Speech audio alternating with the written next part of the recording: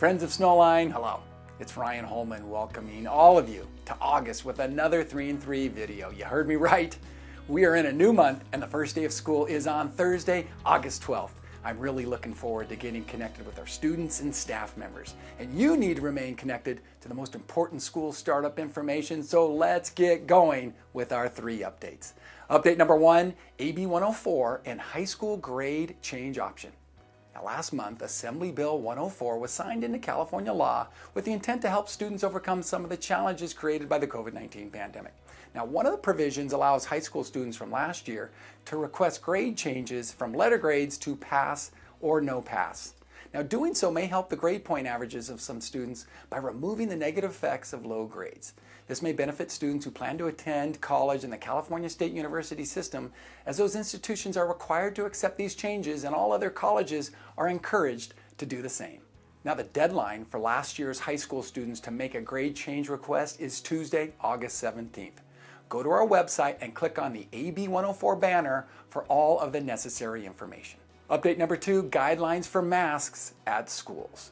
Face coverings remain required for all students while in indoor school settings.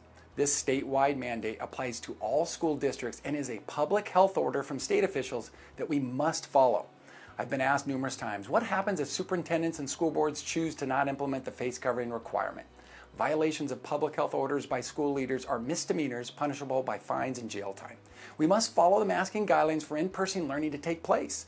Now, school districts have been given the responsibility to determine what happens when students do not wear masks in indoor school settings as mandated. In such instances, we will educate students and parents as well as offer independent study through Snowline Academy. As I've said before, let's mask up at school startup and as long as required so that daily in-person learning continues. Update number 3, at-home learning option at Snowline Academy. Please keep in mind that our fully accredited, highly acclaimed, and wonderfully flexible homeschool program at Snowline Academy is an outstanding online learning option. We understand that in-person learning may not be the best fit for all students. If you feel like remote learning is best for your child, please consider enrollment at Snowline Academy. Visit our website for more details about this powerful online learning opportunity. There it is, the 3 most important topics you need to know as we get ready for the first day of school on Thursday, August 12th. I'm so excited to see all of our students at our schools. Until then, take care of yourselves, and let's remember to take care of one another right here in Snowline and beyond.